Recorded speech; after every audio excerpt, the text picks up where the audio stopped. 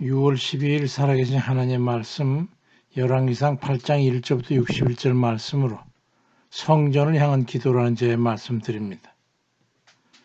그 기도는 열왕기상 8장 29절 이하에 주께서 전에 말씀하시기를 내 이름이 거기 있으리라는 곳 그 성전을 향하여 주의 눈이 주야로 보시오며 주의 종이 이곳을 향하여 비는 기도를 들으시옵소서.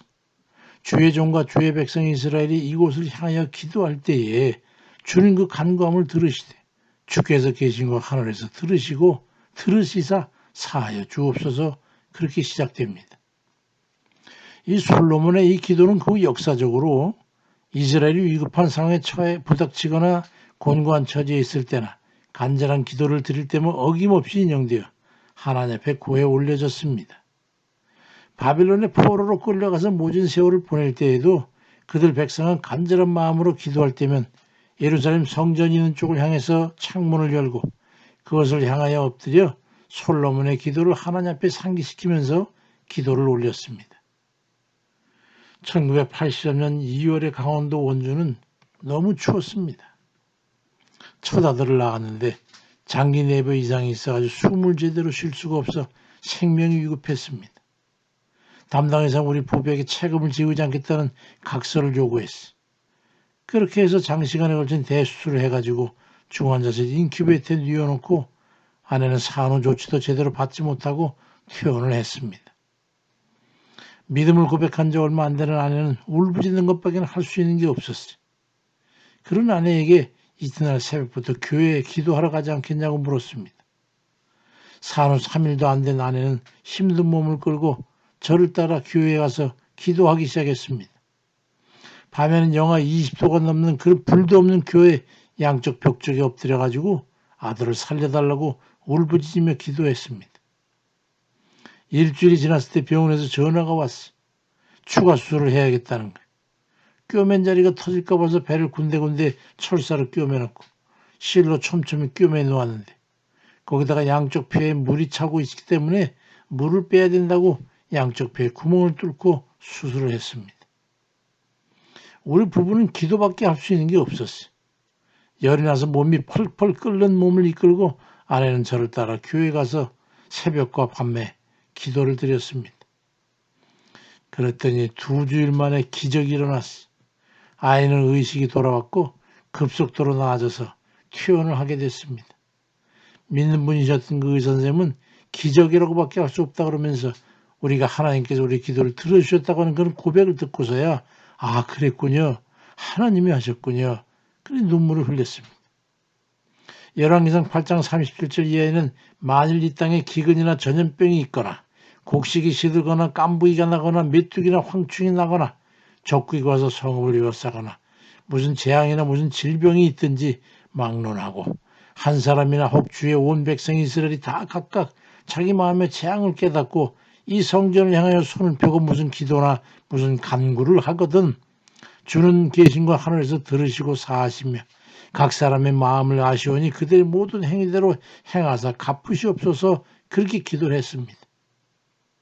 극한의 어려움에 처해 있는 분이나 큰 질병이 있어 위기를 맞이한 분이나 곤경에 빠진 가족을 두고 어찌할 바를 알지 못하는 그런 분들이 우리 형제 중에 있습니까?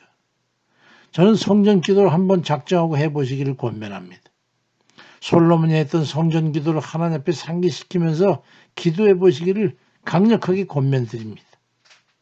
낮에는 일하고 온종일 바쁘게 지내려고 너무 피곤해서 시간이 없어서 어떻게 해볼 수가 없다는 그런 분이 있으시다면 저는 별로 감동이 없습니다.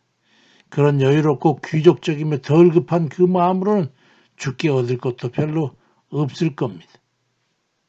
간절함은 입으로 표현되는 게 아니라 간절한 몸짓과 마음의 간절함으로 표현되는 겁니다. 간구라고 하는 것은 간절히 바라는 기도라는 뜻이 아닙니까? 그렇다면 하나님께서 긴장할 만큼은 그래야 하나님의 보좌를 흔들게 될 거 아니겠습니까? 시편 5편 7절에 오직 나는 주의 풍성한 사랑을 힘입어 주의 집에 들어가 주를 경외함으로 성전을 향하여 예배하리다. 그 말씀을 공동번역 성경에는 당신의 크신 사랑만을 믿고 나는 당신 집에 왔습니다. 주님 두려워하는 마음으로 당신의 거룩한 손전을 향해 엎드립니다라고 그렇게 기술되어 있어요. 주님이 계시는 곳이라는 그 믿음을 가지고 주의 거하시는 주의 집에 찾아 나아가 기도하는 그 이의 마음이 느껴지지 않습니까? 기도는 하나님께 드리는 겁니다. 자기 위로를 얻기 위한 게 아니에요. 기도했으니까 됐지 뭐. 기도한 것은 자기 위로나 만족을 얻기 위한 것을 다시 생각해 보시기 바랍니다. 성전에서 헌금을 연복기에 쏟아 넣으면서 큰 소리로 외쳐대던 바리새인과 서기관의 기도처럼 허공을 치는 것은 기도가 아닙니다. 내가 얼마나 간절하고 얼마나 기도한 실적이 중요한 게 아니라 하나님께서 나의 간절함을 아시고 이해하시는가 하는 그것이 중요한 겁니다. 기도거리를 저에게 맡겨놓고 마음이 참 편하다는 분, 저희는 못하니까 기도 많이 해주세요. 웃음으로 얼버무리는 그런 분들 다르게 생각해야 합니다. 시편 78편 34절 이하에 하나님이 그들을 죽이실 때에 그들이 그에게 구하며 돌이켜 하나님을 간절히 찾았고 하나님이 그들의 반석이시며 지존하신 하나님이 그들의 구속자이심을 기억하였도다 그리 말씀하고 있고 열왕기상 8장 60절 이하에는 이에 세상 만민에게 여호와께서만 하나님이시고 그 외에는 없는 줄을 알게 하시기를 원하노라. 그런즉 너희의 마음을 우리 하나님 여호와께 온전히 바쳐 완전하게 하여 오늘과 같이 그의 법도를 행하며 그의 계명을 지킬지어다 말씀합니다. 이사야 26장 9절엔 밤에 내 영혼이 주를 찾고 내 마음이 주를 간절히 사모하는 것은 주께서 세상을 심판하실 것이기 때문입니다. 그때가 되면 사람들은 의가 무엇인지 알게 될 거라고 하는 말씀합니다. 우리의 간구가 얼마나 위급하고 그런 것인 줄 깨달아야 됩니다. 기도의 능력이 엄청난 것을 원한다면 기도하는 마음과 자세도 엄청나야 된다고 하는 것을 알고 간절함으로 애쓰고 힘써 기도하는 그런 이들 다 되시길 주의 이름으로 축원드립니다. 아멘입니다.